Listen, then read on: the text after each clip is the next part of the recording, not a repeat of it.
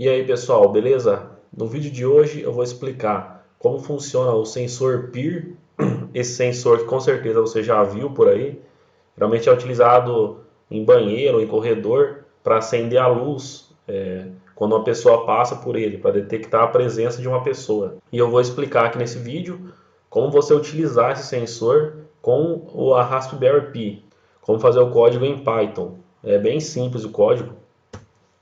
Eu vou explicar um pouco mais como é que esse sensor funciona.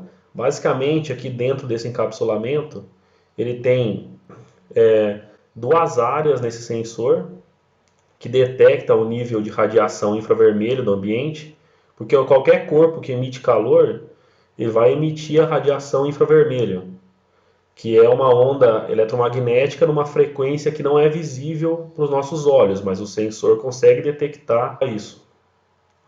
E o sensor ele funciona com essas duas áreas sensíveis ao infravermelho, duas áreas iguais, e ele compara o nível de infravermelho que tem nessa área e nessa. Porque ao longo do dia o nível de infravermelho do ambiente ele vai mudando.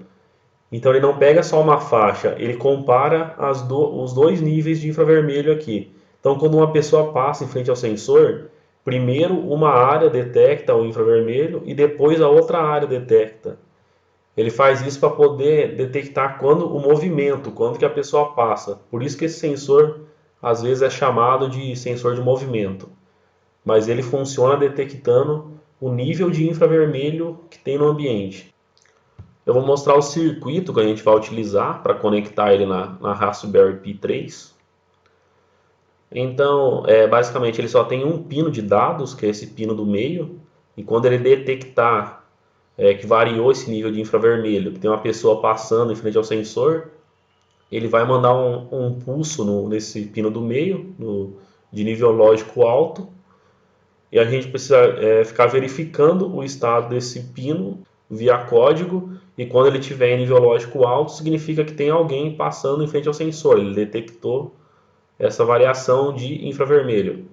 Esse pino aqui da direita é o pino do VCC, a gente vai ligar no 5 volts da RESP, não é no 3.3, é no 5 volts. E aqui é o GND, né, o Terra, a gente também vai ligar aqui no pino padrão da RESP, do GND. E esse pino de dados, a gente precisa usar um divisor de tensão. Para que isso? Porque a RESP, as entradas de dados aqui da GPIO, ela funciona com 3.3 volts em nível lógico alto. Então você não pode jogar 5 volts aqui, senão você vai queimar essa entrada. Então isso aqui é um divisor de tensão, o sinal sai em 5 volts, que é a resposta do sensor, e usando esses três resistores, como a gente está pegando aqui do segundo, a gente está pegando 2/3 da tensão, que é exatamente 3.3 volts. Aqui a gente tem 5 volts, aqui a gente tem 3.3, que é o nível de tensão que a gente precisa. Então você pega e liga a sua GPIO aqui, nesse ponto do circuito. Eu liguei aqui no pino 11 da RESP. Vamos agora para a parte do código. Eu estou conectado aqui na minha RESP pelo PuTTY, conectado remotamente.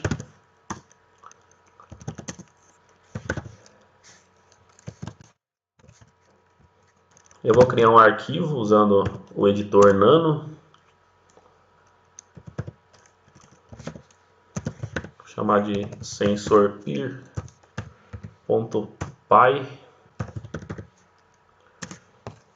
É necessário importar o RPI-IO para a gente usar a GPIO do RESP. Chamar ela aqui de GPIO. Importar também o módulo time para a gente usar um delay, para a gente não ficar lendo toda hora, a gente lê com intervalo de tempo os dados.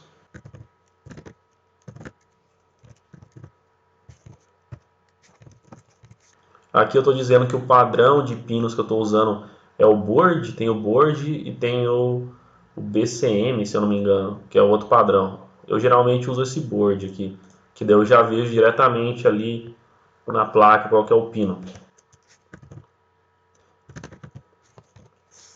Aqui no gpio.setup eu declaro o pino que eu estou utilizando, que é o pino 11. E eu digo que ele é um pino para entrada de dados. Eu vou receber os dados do sensor. Agora eu vou criar um laço de repetição aqui com o while. O laço de repetição que vai ser executado sempre até eu fechar o arquivo. E a gente precisa fazer uma verificação aqui usando um if. Se o gpio .input na gpio 11 for igual a gpio.high, o que eu estou fazendo aqui nesse if? Eu estou comparando o estado da minha porta 11, gpio 11. Se ela for nível lógico alto, eu vou printar na tela, vou escrever na tela que ele detectou que tem alguém passando pelo sensor. Se não, eu vou escrever que não detectou. Beleza, agora eu vou colocar só um delay aqui antes dele entrar no depois do while.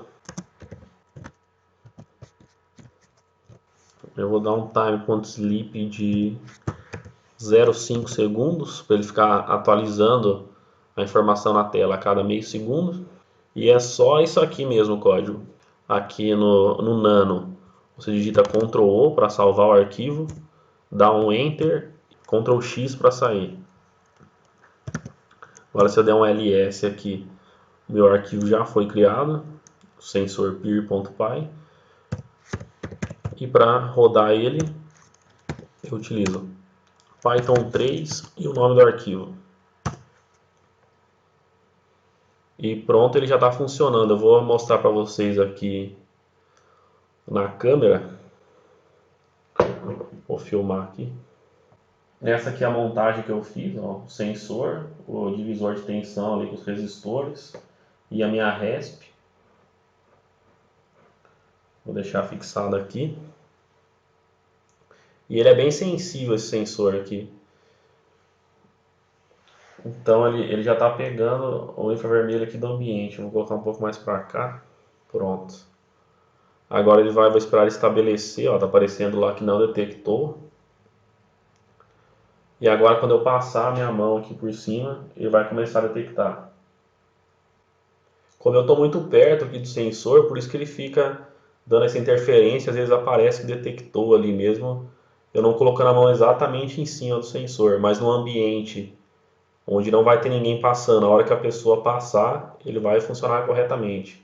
Vou colocar a mão aqui, novamente em cima aqui, ele aparece que detectou.